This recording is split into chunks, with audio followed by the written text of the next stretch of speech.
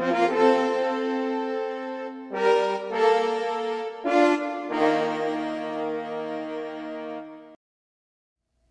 legislature is coming back to Springfield. Do we need to hold on to our wallets? We'll talk about it next on Capitol View.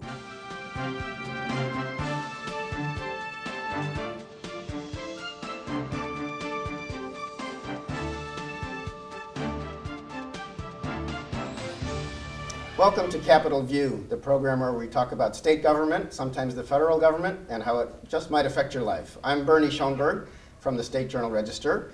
We've got State House reporters with me today to talk about that big news in Illinois called the state budget that isn't, but we'll get there shortly. Melissa Hahn is back, State House Bureau Chief, Illinois Radio Network, representing something around 55 stations. Right. Welcome back. Thank you.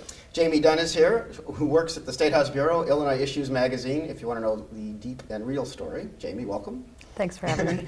And Kevin Lee is back, State House correspondent with Illinois State House News, a new addition to the whole press thing in Illinois and appearing in newspapers, including one I saw in Rochelle when I picked it up. So, in fact, it was your story, Kevin. The legislature has taken a couple of weeks off and is coming back to town. I guess the House on Monday, the Senate on Wednesday. Last we heard, the Senate had passed a budget, which many thought inadequate anyway, with all of the holes, you know, the billions of dollars that still are not getting paid to vendors in the state. And the House then did not even vote on a final version of the budget before taking off so people could negotiate. Where are things? Are they going to be able to do this week, and will anybody be happy? Well, did you read the memo from Senate President John Cullerton to his members? He mentions in there and lists the bills that were passed by the Senate, and it says awaiting House concurrence. And I wonder if he's not setting the stage for saying, we did our job. Because you remember that used to be former Senate President Emil Jones saying, the Senate has done its job, it's up to the House. And if we have that, then are we doing this? House is going to do one thing, Senate's going to do another, and we could still go into June, maybe July. Yeah, well, some kind of budget has to pass. And of course, the Senate passed an income tax increase even a year ago. Correct. That the House did not pass. Which Cullerton again brings up. Sure. We did our job. Yeah, so any movement? And well, it's interesting, in the Senate, they broke a lot of the components into separate bills, so it's sort of offering them up to the House and pick and choose, you know, what you can deal with. Part of it hinges on the cigarette tax passing, which barely passed the Senate last session and really doesn't have any traction in the House as of when they left Springfield earlier this month. So the House has really shown that they don't have a stomach for borrowing, they don't have a stomach for new revenue, so now it sounds like they're looking at cuts. And there are probably going to be some pretty unpopular cuts. Something more than $1 billion has been talked about. Yes. Sure, to schools, to Medicaid, you name it. Yeah. Kevin, do you think there'll be resolution this week? I think there will, because it doesn't serve Democrats who have strong majorities in both chambers to continue dragging this along. It doesn't look like, as Jamey said, there's going to be a lot of support for any of the proposals that on borrowing, on spending, on a tax increase, as mentioned before. So it doesn't seem like it behooves Democrats to continue delaying the budget process. They'll probably do something akin to what they did last year, pass along kind of a bare bones budget to Governor Quinn, give him this emergency budget authority, these wide powers to do with spending as he may, and then they'll wait till possibly after November to do anything substantive. Yeah, you know, there's this group called the Responsible Budget Coalition, which involves lots of unions and social service providers who got together. These are the people who brought thousands down to Springfield to rally recently. And they've been putting out reports at least almost daily. Sometimes hourly. Yeah, news stories from around the state of, you know, how many people are being laid off from an agency here, or how daycare is going away in Southern Illinois here. With all of these demands and a combination, I think it was that group also that was doing some television advertising, not on public TV, but what are you going to do?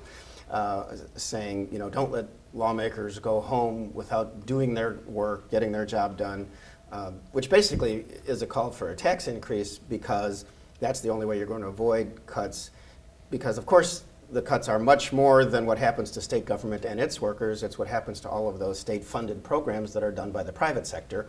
And they're all screaming that they have to lay people off or cut back services that are, you know, viewed certainly by them and many as essential in tough economic times, which these are.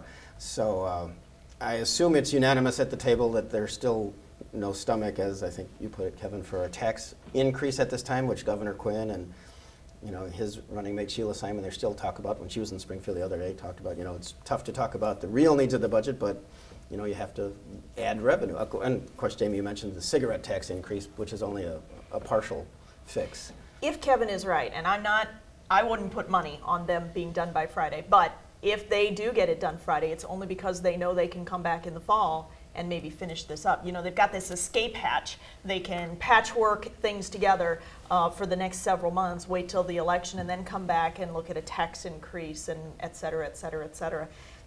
I'm still not convinced they'll get this wrapped up. Maybe I'm just been around long enough. Notice I didn't say old enough. I've been around long enough that I just don't have a whole lot of confidence in that. But yeah. there is the escape Well, and in recent hatch. years, it's been terrible. But that was partly, everybody thought, in part because Rod Blagojevich was governor for 6 years, couldn't get along with anybody, and you know, there was this kind of macho ego thing happening where he was calling people into session they didn't want to be here, so they would meet for 3 minutes and leave. With Pat Quinn, as governor, there's a nicer mood, but it hasn't really changed. Much, that it's not that ultimate tough vote is not getting done. Right. Yeah, and that escape hatch was here last session. It was after the primaries. We'll take care of this, and you know, we're stepping out to another election, and the tax increase is definitely off the table. But one of the things that I think is interesting about the negotiations is the pension borrowing.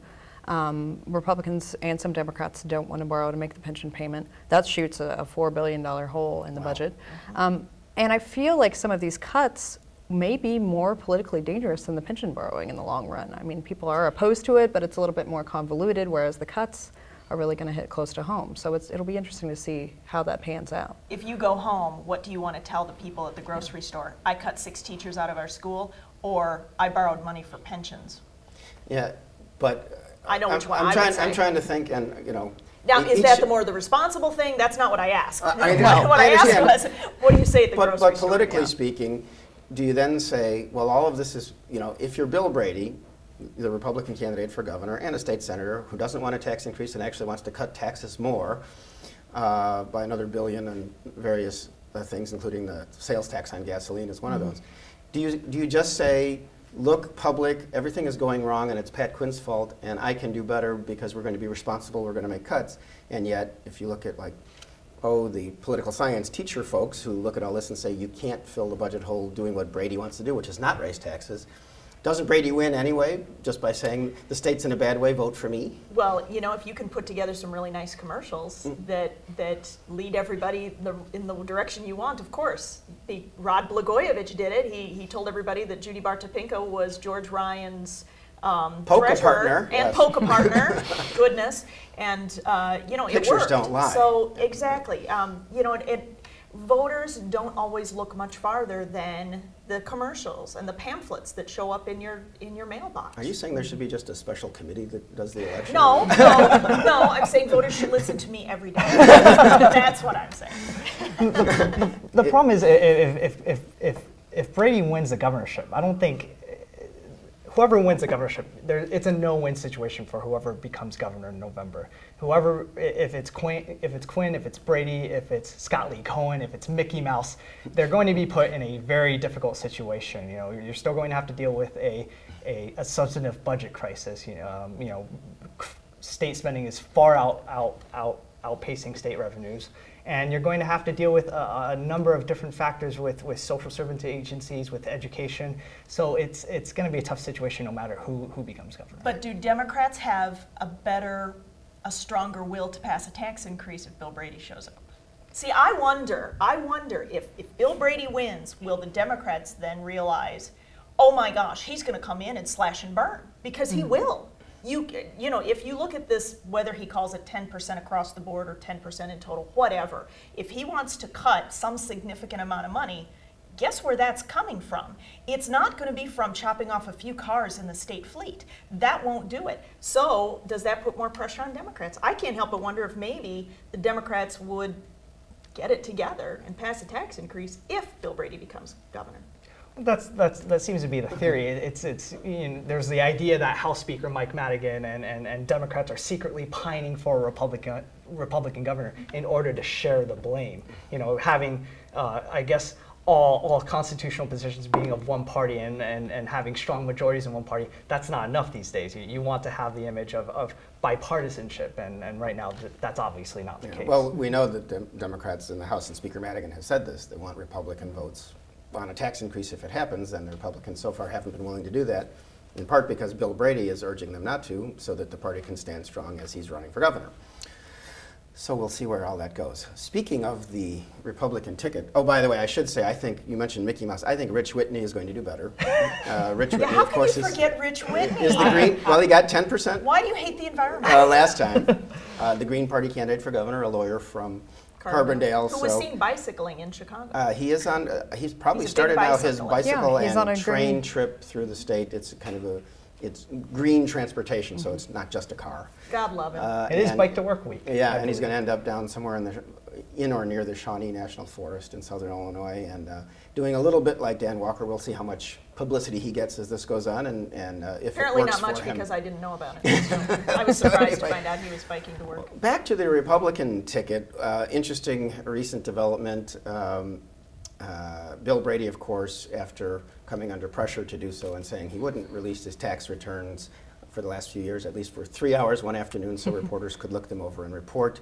What they ended up reporting was that because he had troubled couple years in his Bill Brady Homes business, despite the fact he was being paid as a state senator, he paid no federal income tax, I guess, for 2 years, and at least one of those recent years, no state income tax. Well, Jason Plummer is the young heir of RP Lumber outlets across Illinois, including in Springfield. And he said in the last few days he thinks it would be a distraction. He's not going to release his tax returns. He also said during the campaign that if elected, until the economy improves, he's not going to take any pay as lieutenant governor. Now he says he doesn't want to release his tax returns. Sheila Simon, the Democratic candidate, of course, says she already has and thinks it's not a legal requirement, but expected. What do we think of this? I think, Melissa, you had some thoughts on this. Well, we just went through this with Bill Brady and the uproar. If he wasn't going to do it, he should have come out and said it a long time ago, because the furor over Bill Brady not releasing his taxes and still not releasing them in total on paper to reporters, it blew up in his face, and you'd think that Plummer would pay attention to that. Well, right, of although, course, I think it really there is depends. no legal requirement to do it. And from the candidate's perspective, I mean, I think he waited until he was asked. I mean, I think the Associated Press did the story, and I'm not sure if they were the original askers, but somebody asked him and he said no, and that became the story. But you have to be smart in your campaign, though. I mean, yes. He probably didn't think about it until then, but boy, that's not a good sign. Yeah, they probably should have seen that coming. Yes, the day that all the news came out about Bill Brady not refusing to release his taxes, I would have called everyone together and said, what do we do? Mm-hmm. Because obviously this is an issue. Okay. Unless it's something just outrageous, let it out and let it go. He's the lieutenant governor candidate. I don't think that people are going to hang on to it for very long. But I don't know what's in it. So. Yeah, well, we don't at this point. It doesn't help that Governor Quinn and Sheila Simon released their tax returns at the same time on paper to reporters, to the public. Well, I think they put it on their website, right? Yeah. In one cycle in the past, Governor Quinn had done the same kind of thing. I'm just Right, going to let he you only see allowed copies a visit. upon request or something. He allowed a visitation. Brady's was a little more restrictive, and it really, I heard a Chicago reporter in Springfield for another event asking him, what was the Springfield thing? Well, state government's in Springfield. Because it was on a Friday afternoon for 3 hours in Springfield, and if you were not there, you could not see his tax returns, and that's all the access he was going to give. Truly, people apparently did copy down things, but were not allowed to take pictures, unless you have one of those spy cameras, I guess. But he says he's done it. At least he's done it. But it is odd. Now, Jason Plummer has claimed during his campaign he was involved in another business, so I guess the fear might be maybe he's not as involved in some things as he said he was. I mean, I don't think he's had a birthday yet. He's 27 upon winning nomination, so he's a young candidate. And despite the fact he's 6'8", so we all look up to him. Yes. He has to overcome that idea that it's just family money, because he talks of himself as the new businessman. So he has given Quinn an issue here, I think. Okay. Well, and in the absence of information, people will make up the worst. Mm-hmm. You suspect, in this business, something must be hinky about his tax returns. Yeah. So, I think he needs to weigh what's really in there versus what people will think are in there. I did, when Bill Brady first said he wouldn't release his tax returns, not being bold enough to put it in the paper, I just said to my colleagues sitting around me, in a week he'll change his mind. I kind of think the same about Mr. Plummer, because everywhere he goes now, this will be the first question, and people will not let go of it. So we'll see what happens. Well, and Brady clearly had to weigh it himself. I mean, it's going to be an issue that he didn't pay taxes for those 2 and years. we've already heard a lot of that every time the Quinn people put out statements. Oh, yes. And they clearly decided this is going to be an issue, but it's better than staying quiet. So I would guess that that's what will happen with Plummer as well. Okay. On the issue of public disclosure of things, there's a think tank that has grown up in recent years called the Illinois Policy Institute. They probably like it a lot that we're talking about them. They have a Springfield office and now a Chicago one. There'll be a press release in an hour that says that we talked about them. Well, they're very, how do they, pro-business, conservative think tank in general. They've been opposed to tax increases, certainly. And it turns out, and there was a story in the State Journal Register by one of our guys, John Goodrose, who's a great guitar player too, but saying that they had used the Freedom of Information Act to request the reviews of every state worker in the Quinn administration. And maybe beyond that, maybe all the constitutionals, I'm not sure, but tens of thousands of them, and that AFSCME, the main union for state workers, was upset because there are so few state workers now, and to put together thousands and thousands of pages of reviews, plus the fact that you're divulging all of these worker reviews that this institute wants to put on their website is difficult. So they pulled back some of their requests, and as we speak here, I'm not sure where this sits, but interesting idea or what? Because this is a time of public information. Good idea or bad? Well, I think it refers back to, I think, was it House Bill? Was it a House Bill or Senate Bill? 5154, which was the one that would go the farthest in weakening the Freedom of Information Act. And it was just in January when stronger Freedom of Information Act requirements, as well as others, finally were enacted, and journalists and groups and good government groups were all celebrating it. Well, here comes 5154, and then it weakens it. Now, is this weakens it by exempting all personnel file performance evaluations of all government folks. Okay. So, and keep in mind that up until this IPI thing, hardly anybody requests those. I mean, that's the kind of thing that journalists tend to look into when you hear that, oh, okay, Joe has been doing a good job for 20 years and has been voting Republican, and then whoever comes in as a Democrat comes in, and all of a sudden, Joe's performance reviews are awful. That's the kind of thing journalists are looking into. Specific cases to identify if there's injustice, because all we're after is trying to bring justice to the world. It's not like most people, and this has been one of our arguments, the trade association that I'm with, the Illinois News Broadcasters Association. One of the arguments we've made is that, the unions should not be so worried about somebody requesting thousands upon thousands of evaluations. It just doesn't happen. Oops. And if it was a test of how the law works, I think that's great. I mean, they did find out that some agencies were going to charge them thousands upon thousands of dollars for these things.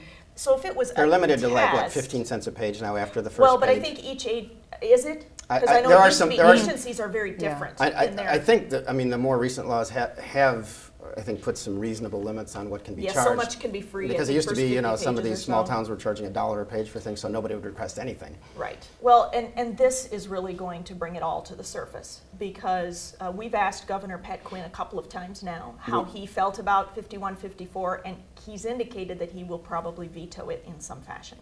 And INBA was very excited about it. All those little print people.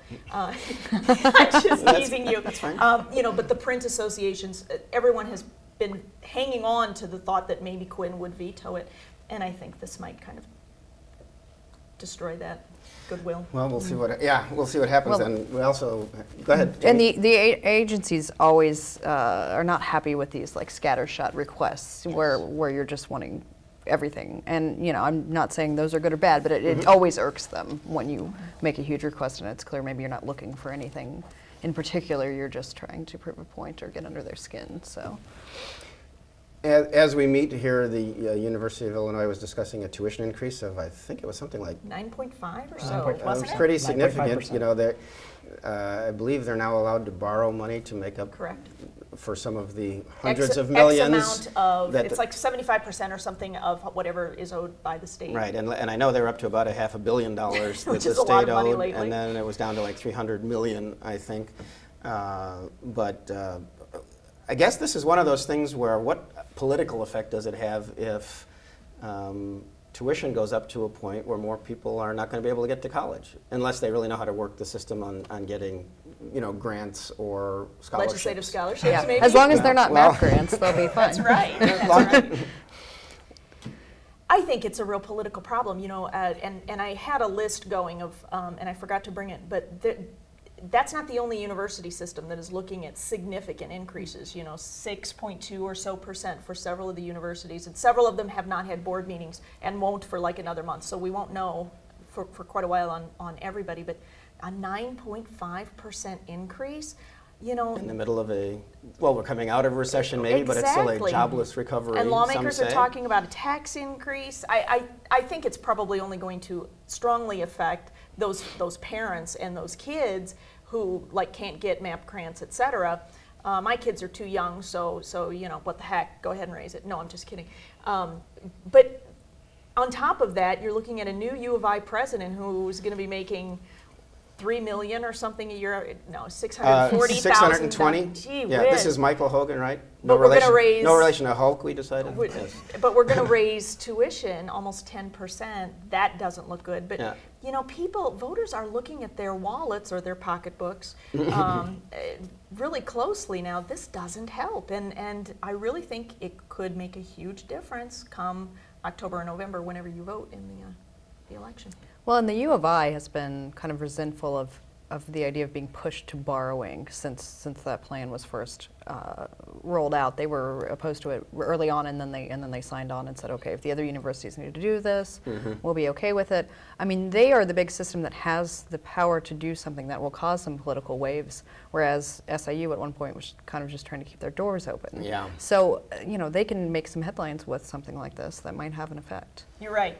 You're right. That could cause enough of a ripple effect, within public attention that it might make a difference. Well, we'll see. There were some new unemployment numbers that just came out, and it was a little improvement from like 11.5 to 11.2% in Illinois, so we're still worse off than some of the country. They claim 19,100 new jobs created in April, but I guess some of those are census takers. A little less than a quarter, but yeah, I think it was around 4,000 are temporary census positions. Okay, so we're not out of the woods yet as far as the economy goes, because No. And like you said, we're higher than the nation, so we have a lot of ground to make up. Governor Blagojevich, former Governor Blagojevich, and his legal team, who promise June 3rd is still the time that trial is supposed to start, which is within a couple of weeks now. Yes. They've gone to, I guess, John Paul Stevens on the Supreme Court to ask for a stay so that they can delay the start of that trial. Any thoughts on that, or in the broader sense, the political ramifications for Democrats of Rod Blagojevich going to trial in the middle of election season? Well, I think it gives Bill Brady another battering ram. He can continue to tie in Governor Quinn with the former Blagojevich administration. This was Blagojevich's running mate. He stood with him for a number of years, and so I think this just gives another feather in the cap for Bill Brady for these upcoming months, because it's going to be a circus show up there. It's going to be ridiculous. And not just for Bill Brady, for any Democrat who tried to get their cousin on at DNR or fill in the blank. Anybody who asked a favor from Blagojevich, because what Blagojevich wants to do is open everything, play all the tapes, every second of all the tapes. 500 hours of tapes. I bet you Judge Zagel, who used to be the head of state police, is not going to allow the playing of all the tapes. But you know that the lawyers are probably going to, they're going to try to funnel information out to the public, even if they can't play the tapes. Any candidate who has asked Blagojevich for a favor or traded a vote for a possible vote down the line should be very worried. Well, and they're going to look to make it seem as though this is the system and that this is what everyone does, but he got caught. So they're going with a lot of any controversy, any flash. They're definitely trying to get out there. Well, and his lawyers are Sam Adam and Sam Adam Jr., both of Chicago and both well known for boisterous courtroom antics, some of which we've seen talking to cameras in hallways and on the streets so far, so we shall see. how that goes. You know, during the primary, Pat Quinn had a big problem and almost got defeated by Dan Hines, the state comptroller, because prisoners were released earlier than they should have been and earlier than the governor knew out of state prisons. And now it turns out one prisoner that was released early, his name is Edgewan Payne. Actually, he was released and then brought back to prison and then released again on a different program and then has been charged with a murder in Peoria. How bad is this for Pat Quinn, who is blaming the Prisoner Review Board, who then blames the Department of Corrections? Yeah. So we're seeing some, is this going to become a giant issue in this campaign as well, or is it too muddled a case? And let me point out that isn't that goofy that now they're all pointing fingers at each other. So you have the governor's office pointing to a board, the members of which, you know, he can appoint. He can, yeah, although some are holdovers from past administrations. Yes. And then the Department of Corrections is pointing the finger. I mean, they're just, I understand how Quinn is trying to deflect this, and the Department of Corrections is trying to deflect this, and the Prisoner Review Board is trying to deflect this. But as I'm going to use a term that U of I at Springfield, Professor Emeritus Kent Redfield used talking about lawmakers in general with the budget. It's like the gang that can't shoot straight. You know, it doesn't help in the big picture that three sections of government are pointing their fingers at each other when, you know, a woman is dead. Yes, this is the kind of thing that can be very damaging, and if it happens again before November, you know, I think this might settle down after a few months, but if it happens again, then you're looking at what, 3? Because wasn't there an incident shortly after it happened? So well, we will see where it goes, and we will have time to talk about it in future shows, but today's show is gone. Anyway, Melissa Hahn, thank you. Jamey Dunn, Kevin Lee, thanks for being on the show. I'm Bernie Schoenburg, and thank you for watching. We'll see you next time on Capitol View.